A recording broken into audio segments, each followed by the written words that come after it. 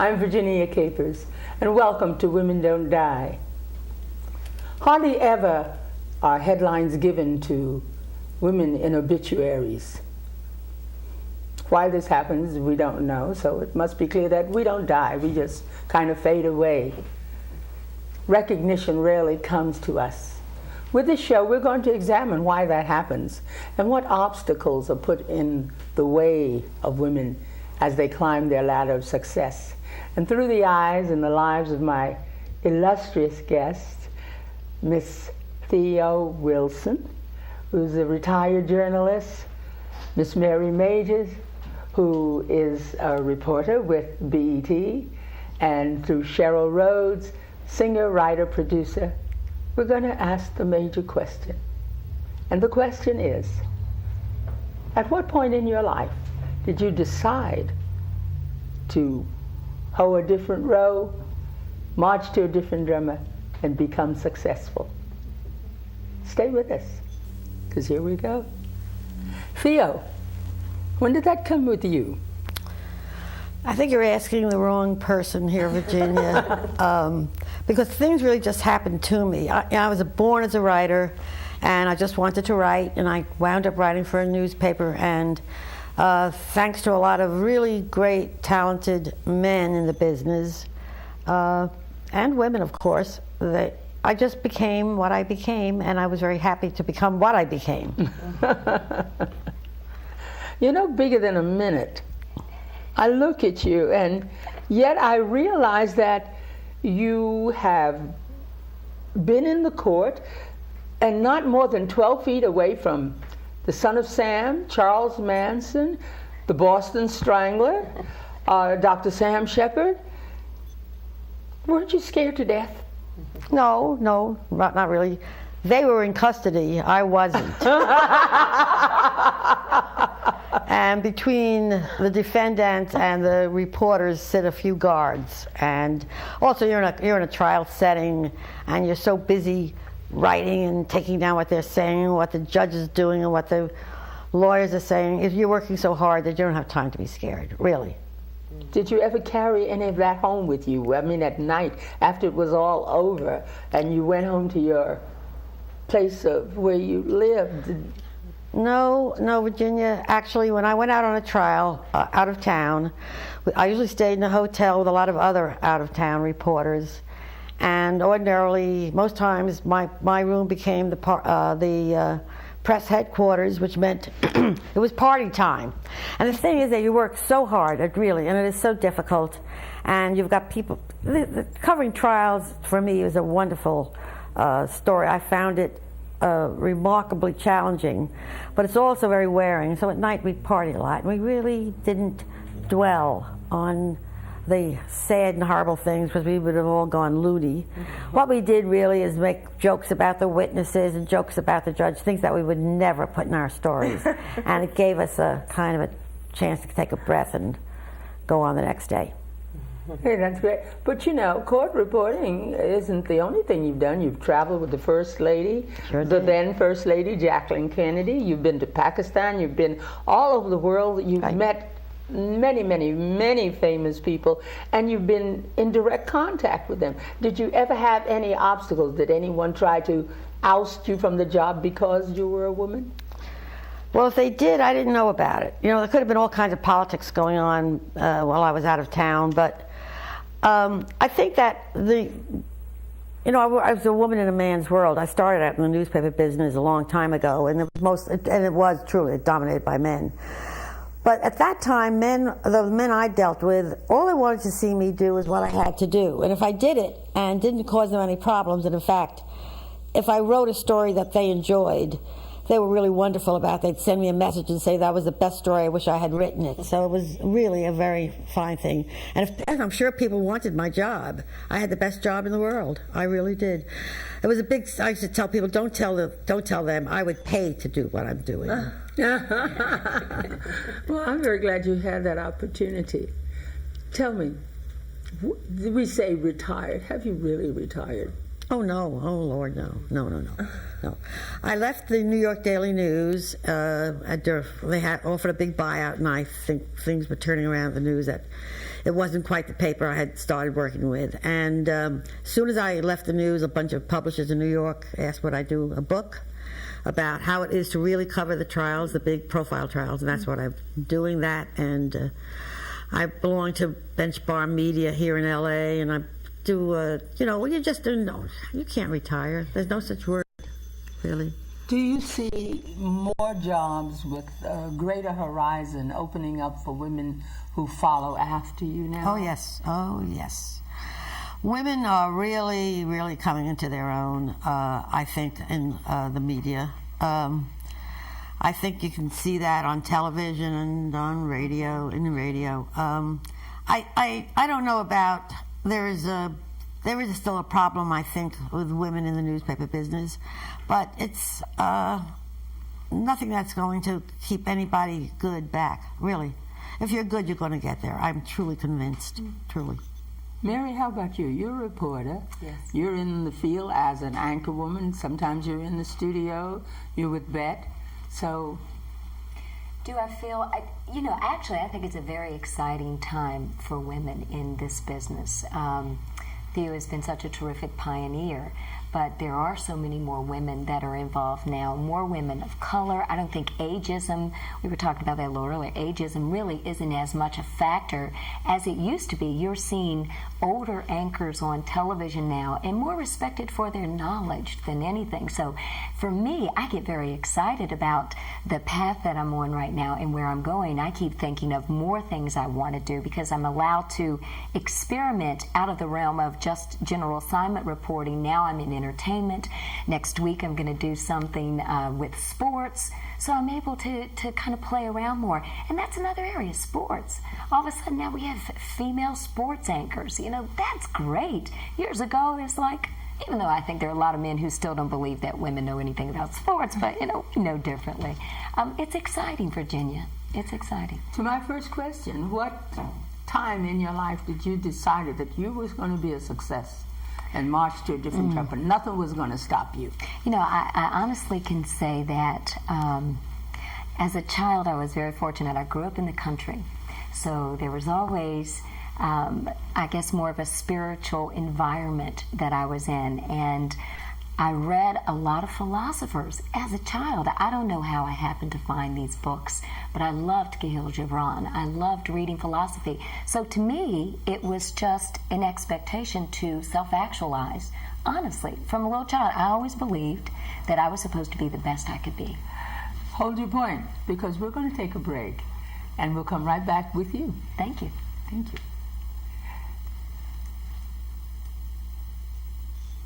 Children are the largest group of Americans living below the poverty line. They have to reach higher for what others take for granted.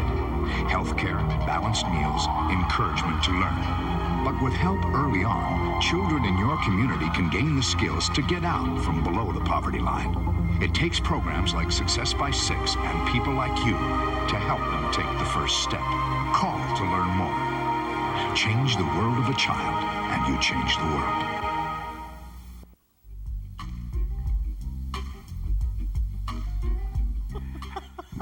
Hello, welcome back. I'm Virginia Capers. This is Women Don't Die. And we were talking with the lovely Mary Majors. Tell us, Precious, what kind of obstacles do you find in your reporting, in the field? What obstacles face you as a woman? As a woman, I think probably even more than just being a woman, it's being an African-American woman, because working with specifically the network Black Entertainment Television, sometimes it's still not taken seriously. It's unfortunate that still in this day and time that the credence and the respect is still not given to an entertainment network that specifically is African American. Even though, you know, we're telling the same stories, there's still sometimes that unfortunate prejudice that I have to face. So for me, when I go out there, I realize that I'm just not there as a reporter, but I'm there representing African Americans, and my interaction with that publicist or with that production company or other network, whatever, will reflect then on how they view other people of color. So that's an obstacle that it's unfortunate for me that I still know I have to work with, because we have to still educate. This day and time, we are still educating people on our differences and helping them to understand that there really isn't a vast difference just because we're a different color. As a woman, I think we're still involved. I'm still involved in a business that is primarily male-oriented. So that's is there something any that business that isn't primarily male-oriented? No. Yeah. So you know that's the obstacle that we all probably face in what we do. You do a very special segment called the screen scene. Right. Tell me something about that. Tell us all about something. Okay. About Well, it's actually the name of the show, and it is a show that celebrates people of color in Hollywood specifically, being in front of the camera, behind the scenes, etc. The great thing about it, Virginia, and I do get excited about what I do simply because I am having an opportunity to document Black history. The things that are happening in Hollywood right now, you know, this, just thinking about the recent Academy Awards, Angela Bassett and Lawrence Fishburne, having a chance to tell their story, the first time that there's ever been 2 African Americans nominated for leading roles in the Academy. Those things are very exciting because one day somebody's going to be able to look back at that, and I feel like I'm a part of history making. So that's one of the things I do. I get a chance to tell that type of story specifically. Yes. You've done several movie roles as a reporter. Are you aspiring to be an actress? No. Actually, that's a lot of fun. I just really do that because it's like just a new experience for me. And it's different playing a reporter than actually being one. Actually, it really is. You get paid money and you have lights, action, camera. That's it. And but they want you to be the reporter, you know. That's not how I report. I try to report the way that I'm talking to you right now, very naturally.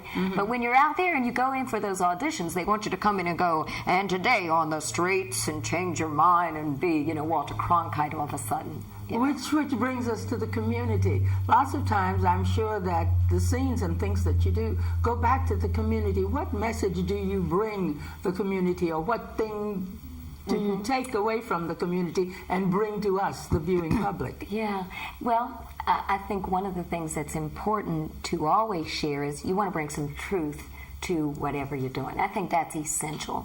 And for me, I tell you, I'm so happy to be a woman because I feel like I can always share the more sensitive side of something.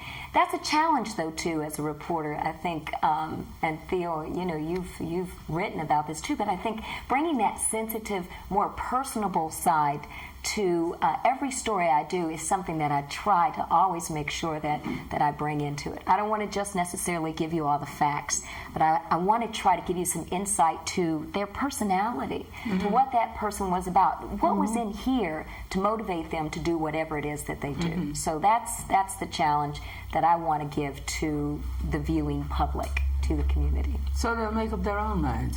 Yeah, exactly. That's right. Cheryl Rhodes, yes, actress, singer, writer, producer. How does all of this affect you? What made you change your mind? What made you make that decision to be a star? Well, I don't know if it was ever a changing of mind. I mean, I was very, very fortunate. I was really raised by a very strong woman who there was no sense of limitation whatsoever. And the story they like to tell in my family is when I was about 4 years old. My family was out to dinner, and there was an orchestra. We were at a very, very nice place for the evening.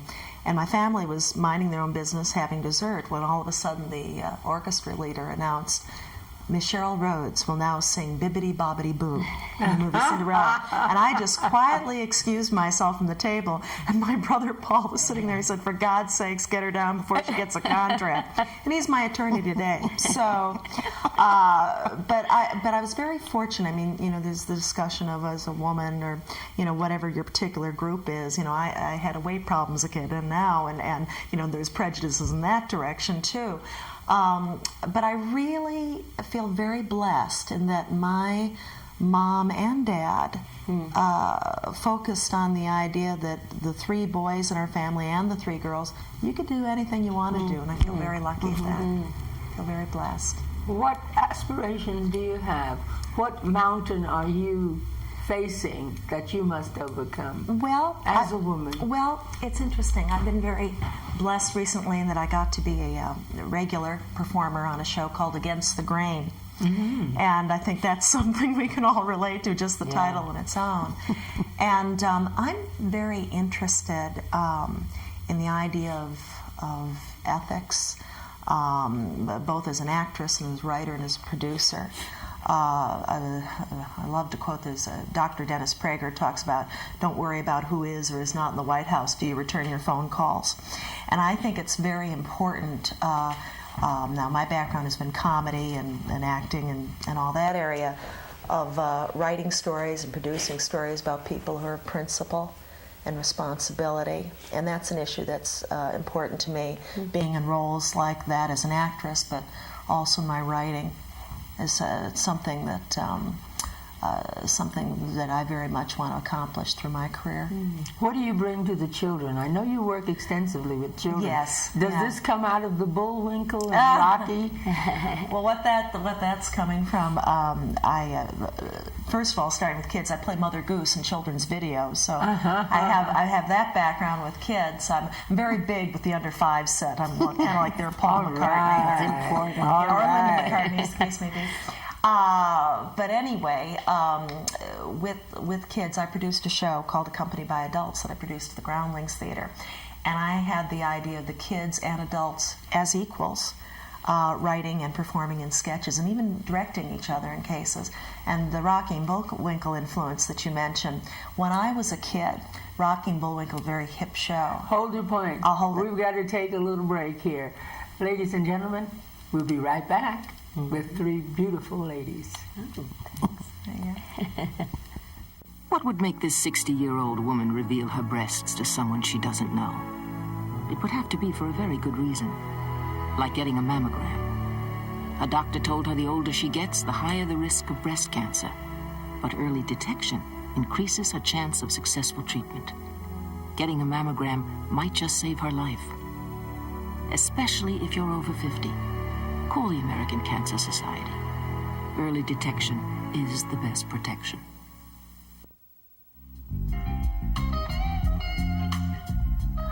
Hi, and welcome back to Women Don't Die. I'm Virginia Capers, and we were just talking with the wonderful, beautiful, lovely Cheryl Rhodes about her experience with Rocky and Bullwinkle. Get to it. Well, the experience just comes down to this.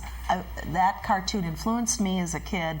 I learned what a union was through Rocky and Bullwinkle. I was watching a commercial that had Boris Badenoff saying, Rocky Squirrel unfair to Local 12, Villains, Thieves, and Scoundrels Union. And I heard my older brothers and sisters laughing. I said, well, what's a local? You know, and so the point was that cartoon show educated kids in a comedic way. So when I produced this show that I did at the Groundlings a while back, I tried to do the same thing. We had a sketch called Women Who Love Dictators, Despots, Murderers, and Invaders Too Much Support Group. And I had a little girl play Marie Antoinette with an adult woman playing Anne Boleyn, and I played Mrs. Attila the Hun. And so they learned and laughed at the same time. So that's the connection with the Rocky and Bullwinkle. That's one way of connecting the history. That's right. Now, ladies, you've all been very nice to the public, and which I appreciate, you know, and the viewers appreciate, too. We've got away from some of the sickness, but what I'd really like to get at, what is it that ticks you off? Now, then, what is that motivational thing that when it sticks to you, you just gotta let them have it? Mary, let's start with you. What ticks me off? Well, let's see. One of the things that it still bugs me to this day and I'll defend it, and maybe that's part of my problem is I defend it. But early on in my college career, I was a cheerleader and a homecoming queen for a major university. Now, great. But now, isn't that interesting? I get from a lot of women, like a woman even told me, take it off your resume at one point. Oh, that's great. Yes, she did. She said, take it off your resume because no, not anymore. it immediately infers that you really are nothing more than a face. A bimbo. To this date, that really bothers me. I got ready to say, pisses me off. Maybe I'm going to say that. Good it word. pisses Say me it. off. Let All it out. right, all right. Because to me, being a cheerleader I was an athlete. You know, I was a leader, and that was what it was about. I hate to have a position for a woman be minimalized by obviously what the mass media and probably what sometimes men have portrayed it to be. I love men, so I'm not But how downing dare of it. someone judge you? I mean, particularly another woman in that situation. Yeah. That's an accomplishment on that television show Against the Grain. I got to play a cheerleader at this age. Oh, and right. listen, I'm not a Oh, size right. 5 blonde or whatever the image of that's supposed to be. And I was thrilled to pieces. I could retire and go come up with my cures for the common cold or something. other than that. defend this a lot? Well, I always did, yeah. Yeah, I mean, Well, when did homecoming you get to queen, the no, point but- where you said, "Screw it, I like this. I like what I did." Actually, that's what it became. It became a very strong statement for me. I'm proud to have done what I've done, and to me, it was a very positive statement for everything that it was about. And just take it; it's a part of me. Well, what you said is, I am this. Exactly. And this is where I'm going. And just because I am beautiful does not mean that I am not intelligent. That's Because right. I think beauty and brains goes together. Absolutely. Look at us. Absolutely does. That's right. Here we are. Of course, look at us. Yeah. I love what you just said about the thing. This is who I am, and I think that's the problem. That I mean, in the search for political correctness and wanting to embrace everybody, people forget that we are a society of individuals Yes. with individual experiences. Thank you. And all of them are worthwhile, and whatever that is, whether you're a cheerleader or not a cheerleader, or the size, weight, color, whatever it happens to be. Well, now, how about you, Theo? This is the well- cheerleader and stuff, but there's got to be something out there that... Well, these days, this is nothing personal for me personally, except my personal hatred of what's happening to trial reporting and other reporting through what they call now tabloid TV. Now, my newspaper was a tabloid. That was a tabloid size, but it was probably the preeminent trial reporter, trial newspaper in the country. I mean, people read it to really know what was going on. And it really bothers me that instead of going into a courtroom and letting your readers or your public know what went on in there, they're so busy with all the outside stuff and they bring bias in there. I mean, I've been reading things about, say, the Menendez brothers lately.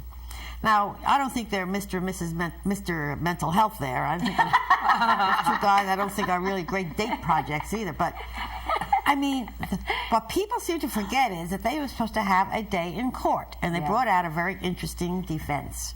Now, you can hate the defense, you can steer at the defense, but that, as a reporter, you're supposed to tell the public what the jury heard. Yes. And if the public had been told exactly what the jury heard, the way you're supposed to, there wouldn't be all this shock about what kind of a verdict was this. Because if you'd listened, you could see why some jurors thought, well, hey, there's something happened here that I didn't know about. And maybe I believe it, and maybe I don't. But apparently, some jurors did believe it. Now, your job as a reporter is to tell your viewers and your readers everything that happened in the court. Yeah. So that what you are doing is knowing what the jury knows. And then when a jury comes in with a verdict, you're never surprised. So I really am resentful of these people who come in with a bias. They don't report properly. They don't do quotes. They're too busy talking about the personal life of Menendez psychiatrist or I mean, they got these little scripts. Has nothing to do with the nothing case. to do with the case. Right. That's Well, my there are those things that tick us off. I have a couple of things that tick me Like off. what, too. Virginia? Well, Tell the thing that Well, inquiring minds want to Come know. out of your shell. well, the thing that ticks me off is when they rob me of my dignity, when they do not allow me to have my dignity, when they want me to be a concubine, when they want me to be Topsy. Topsy had her place. Topsy had her day. But this is today. This is me. This is how I am. And I keep coming back to this is me. Why try to make me over? Accept me, like you say, for my individuality, my originality. Accept me. Hey, I was a cheerleader. I would have loved to have been a cheerleader. They kicked me off the squad. And in the court, what you are doing, and when you say, hey, let's not come with the bias. Because when I see news in Canada and I see news in America and they have a drug bust, they show everybody. Yeah. Everybody doesn't look like me. Exactly. They show everybody. So let's get away from this. You know, I was watching a show the other day and they had these kids on that were killing people. And they only showed one race. I said, hey, you forget there are all kinds of gangs out there. Show them all. Let us not prey on the public with those things. So those are the things that take me. Thank you, ladies, for asking that question. Ladies, you're just absolutely wonderful. So what are you going to go on to? Well, I'm going to keep on. The book will be coming out this year, I hope. And I'm just going to keep on doing what I do, which is, you know, look at people and watch people and enjoy people and study people. That is my big thing. I just love people. I guess because I come from a family of 11 and we all loved each other, and Hey, great. it's hard to find an enemy in this world. Well, I'm going to read Theo's book, and I'm going to watch your show, Virginia, and I'm going to come to your play. I'm going to play. And besides all that, no, I really look forward to doing a lot more in the business as far as hosting and anchoring and telling people stories. Charles Kuralt recently retired. I want to be the next Charles Kuralt. I want to go on the road. I want to tell people's stories. So you heard it here on Women Don't Die, and I'm not going to die. Right. Well, that's great news to me. I don't want to die either. We're not going to. Eternally You're no. not. Eternally Okay. no. I'm currently in a musical production, a parody of the play Three Sisters, which is great because I was one of three sisters myself. And I'll continue being a segment producer on America's Funniest People. And we're hoping to see if there's going to have some more stuff happen with Against the Grain. So I'm excited. Life's fun. Wonderful. Ladies and gentlemen, I want to thank you, our viewers, for this maiden voyage with you. And I thank you for being there. And I want you to be there. I want you to be with us while we present our usable past. I want you to show our sponsors how much you appreciate having Women Don't Die in your living room by purchasing their projects. Please pay attention to them. Please come again. Be with us. I am Virginia Capers, your host, and this is Women Don't Die. Believe it.